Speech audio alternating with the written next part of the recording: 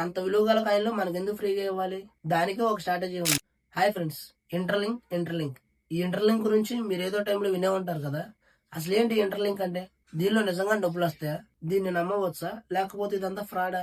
దీని గురించి కొంచెం డీటెయిల్ గా తెలుసుకుందాం. మీకు క్లారిటీగా అర్థం కావాలంటే ఈ వీడియోని చివరి వరకు స్కిప్ చేయకుండా చూడండి.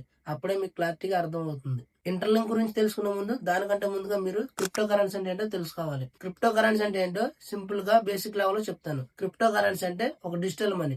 అంటే ఫోన్ పే, గూగుల్ పే లో అమౌంట్ ఎలా అయితే డిజిటల్ గా ఉంటుందో, క్రిప్టోలో కూడా అమౌంట్ డిజిటల్ గా ఉంటుంది. కానీ ఒక తేడా ఉంది.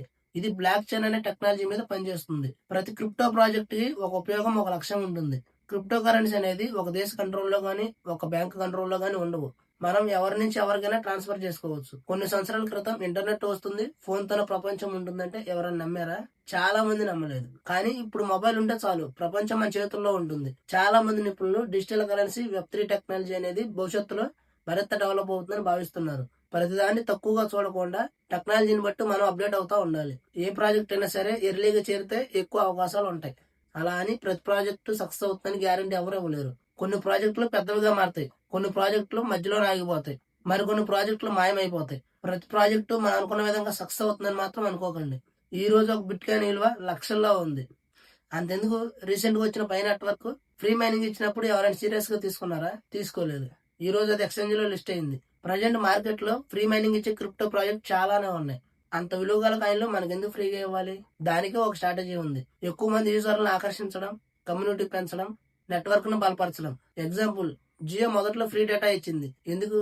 జనాన్ని అట్రాక్ట్ చేయడం కోసం. అలాగే కొన్ని క్రిప్టో ప్రాజెక్టులు కూడా ఫ్రీ మైనింగ్ అండ్ రివార్డ్స్ తో జనాల్ని అట్రాక్ట్ చేస్తారు. ఎందుకంటే ఒక దానికి వాల్యూ రావాలంటే ఎక్కువ మంది జనాలు వెయిట్ చేస్తేనే కదా దానికి ఒక వాల్యూ వస్తుంది. ఇంటర్లింక్ లాంటి క్రిప్టో ప్రాజెక్టులు ఫ్యూచర్ లో ఏ ఎక్స్చేంజ్ లో లిస్ట్ అయినా కూడా మనం ఫ్రీగా మైన్ చేసుకున్న కాయిన్స్ ని క్యాష్ గా మార్చుకునే అవకాశం కూడా ఉంటుంది. మీకు ఆసక్తి ఉంటే రోజు ఒక నిమిషం దానికి టైం కేటాయించి ఫ్రీ మైనింగ్ చేసుకోవచ్చు. చెయ్యాలా వద్దు అనేది పూర్తిగా మీ నిర్ణయం. రోజు గంటల తరబడి సోషల్ మీడియా చూస్తుంటాం. అదే ఒక్క నిమిషం కొత్త టెక్నాలజీని ఫాలో అయితే తప్పేమి కాదని నా inter feeling. Already interlink 5 stage migration complete చేసి కొన్ని కాయిన్ రిలీజ్ చేసింది. ఆ కాయిన్స్ మనకు కావాలంటే పర్సన్ టు పర్సన్ అమ్ముకోవచ్చు. ఇక్కడ గుర్తుంచుకోవాల్సిన విషయం ఏంటంటే క్రిప్టోలో లాభాలు మాత్రమే కాదు, నష్టాలు కూడా ఉంటాయి.